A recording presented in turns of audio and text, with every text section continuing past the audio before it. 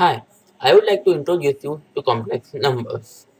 Alright, to get straight into it, what if I ask you to find the value of x such that x square equal to minus 51?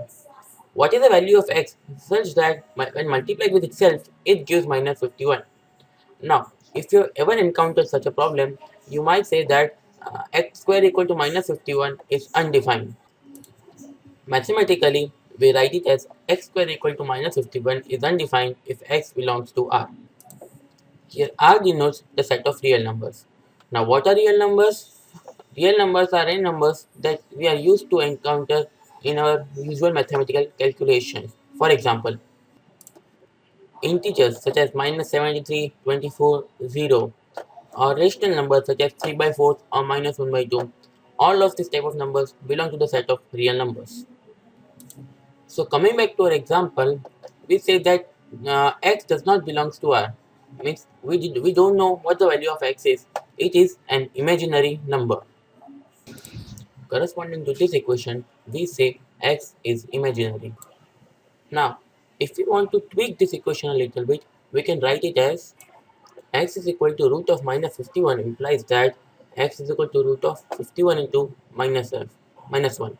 Simple one enough, I think.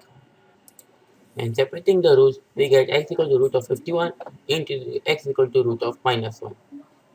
Now, as you all know, root of 51 is a perfectly good real number, so we can further simplify this as, so x equals 7.14 into root of minus 1. Let's take another example, just so that you get an idea what I am trying to say. Let's take x2 is equal to root of minus 67. So x2 equals root of 67 to root of minus 1, and that comes to x2 is equal to 8.1 into root of minus 1.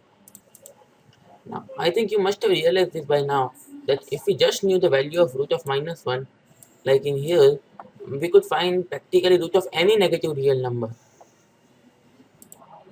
So here we define root of minus 1 as an imaginary number iota.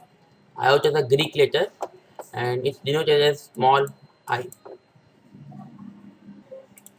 Let's take another example how we can use this number iota.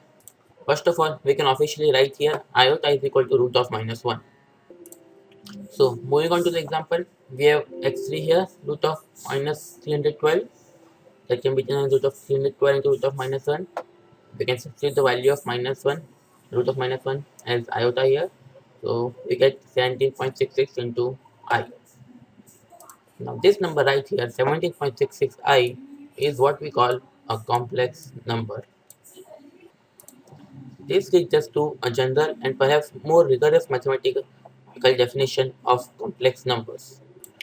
If we have any number z that is in the form of x plus iota y, and here xy belongs to R, then the z number belongs to C. The C is the set of complex numbers. Now it's important to note here that here x and y still belong to the set of real numbers. So for example, if y is equal to 0, then we have all the real numbers. So the point I'm trying to make here is that all real numbers belong to the set of complex numbers.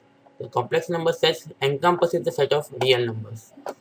For here, for example, this is nothing but a complex number of this form where x is equal to 0. So it's 0 plus 17.66 into I.